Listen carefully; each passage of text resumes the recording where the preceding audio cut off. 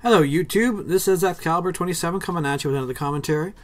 I hope you guys had a fantastic Christmas and obviously survived Boxing Day, if you actually went out. This year, oddly enough, I didn't bother going out and ended up staying in. Mind you, there was a pretty interesting deal I found at one of the box stores for an Xbox 360 4GB. It looked pretty good for the first part, but I couldn't really see the idea of actually spending that kind of money and then having to go out later and just upgrade with an extended hard drive. So maybe I'm just being cheap, I don't know. But with all the Xbox stuff going on out there, I thought, what, I'll stick with PC, especially for Black Ops. Although I am kind of curious to get onto the Xbox 360 to play Black Ops to see what it's actually like and to see how my gameplay would change. Because right now using a keyboard and mouse as opposed to an actual controller is a fair bit different, and I really like to know how the auto aim assist would go in game. So I'm at about where am I at right now in this game? I think I'm about to prestige actually. So I'm at level 50 right now, so it's not going to be long and probably make the effort. Not a lot of people I know are really big on prestiging, but you know what? Being the fact that this is the first time I've really put some serious effort into a multiplayer and played to any great extent, I think I probably will give it a go, just for the heck of doing it. But anyhow, I need to go over there a little bit about this gameplay, even though I'm not really expecting to be talking about it a whole lot in this commentary. I am obviously running with the Commando, with a red dot, and dual mags, so obviously I'm running Warlord.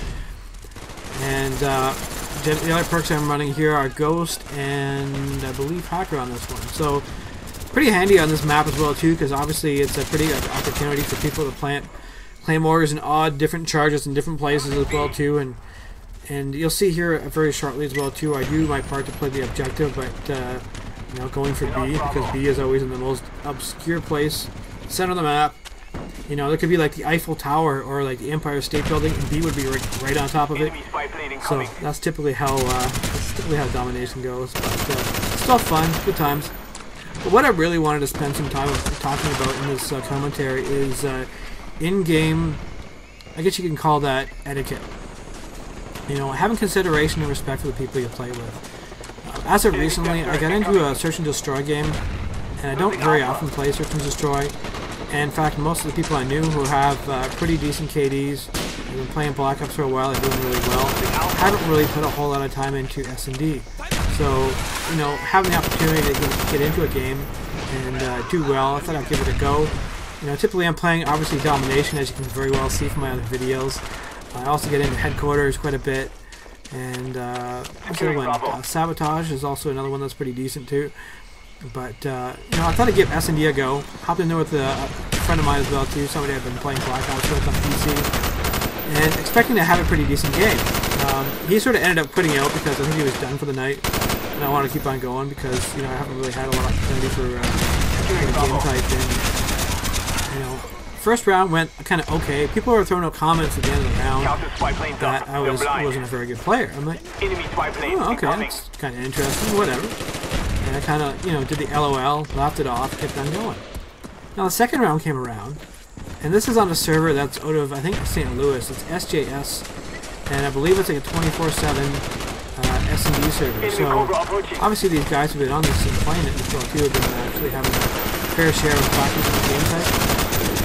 So that kind of, put me over the minority, which is not a big deal. I didn't really care. I just kind of hopped in to actually have some fun, get some experience at it as well too. But final kill cam came around, and I was the last person in that second round. What actually happened was I was using Spaz. It was on WMD, and somehow the guy did this whole jackrabbit thing as well too. On PC, this happened quite a bit. If somebody come up really close to you, and rather than going through and diving to prone, so basically do the drop shot thing, you do the jackrabbit thing. They keep hitting the space bar, so you're jumping and jumping and jumping. Obviously, you can't get the target, so it's a good defensive tactic, which is it makes sense. I'd be doing the same thing, but I never did. It kind of caught me off guard a little bit. I was sitting in Spaz, and I was actually expecting to take the guy down, but it never quite happened. So obviously I'm getting low on ammo. I had to reload, so I jumped into a doorway and got taken out by a claymore. Now, being that I had Hacker on, that was the first thing they started picking out. The fact that they started pointing out how embarrassing it was, I should have taken it down, and being that we're on the offense, I should have actually had a plan, blah blah blah, and all this sort of stuff. And it got to the point where You know, the next round started up, and I'm thinking, like, you know, I kind of know from watching them, obviously they're making these comments after they've already been taken out, and as a team, they weren't playing very well. They weren't really playing objectively, and so sort of left on your own as well too, where who has what and where they are. And typically speaking, for any sort of S&D gameplay, if I have jumped into it, even briefly, just for a quick round, you know, you can typically find out and figure out who is actually, you know, and that's the person you kind of stick with, and that's the person you support, which is pretty constructive gameplay, and it's tactical. You know, you stick at it, you work at it together, and even though there's people probably on your team who don't do very well, because I've encountered this quite a bit myself, that taking that extra bit of time to actually have the in-game respect usually shows up in following rounds. You know, so if you actually end up in a gameplay where somebody's not doing very well, they're going pretty, you know, pretty negative, and it seems like they're not putting the effort in as well too, and they're in a pretty tense game where everybody's trying to push up, you know, just to get the win, and it's not happening, then give them an opportunity to kind of do their own thing. And I kind of found this quite a bit myself, like I said, where, you know, I found somebody who was going, you know, pretty far negative, like 3-18 or something like that too, and you can tell they probably weren't that happy about the game type and how they were playing, but you know what, and I'm sure the rest of the team weren't too keen on the idea either, but the thing is, it showed up in the following rounds. And, you know, when you get into a different game as well too, they're used to the person end up on the other team who actually end up taking you down. And I kind of found this out quite a bit, where, you know, rather than having any sort of criticism for anybody, because I've been in those moments as well too where I haven't played very well, that when you get into a game that's sort of tense and everybody really, you know, gets on the mic, they're trying to tell you to push up as well too. There are some people who just sort of rage in game as well, as you probably already know. You know, you have to give everybody that chance to, you know, play how they know how to play. And as I sort of found out, that, like I said, there are people that have done kind of poorly, but later on, you know, the following game types as well too, they actually are the ones who actually lost that game. So, you know, everybody has that moment.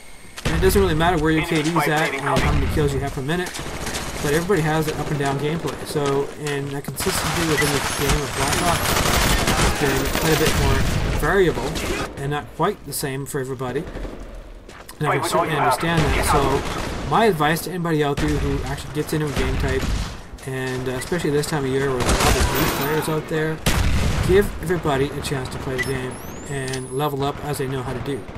If you want to actually throw some pointers, tips, advice, that's the best way to get around, or actually have them, you know, follow you, so you can actually get them the opportunity to see what they play. So that's really all I had to talk about in this commentary. So, you know, if you guys feel free to, you know, to like my video, definitely appreciate it. Helps me out quite a bit. You know, toss me a comment, definitely appreciate that as well too. And if you want to be so bold as to actually link up in game, I definitely would look forward to that. Alright, take care and have a good night. Cheers.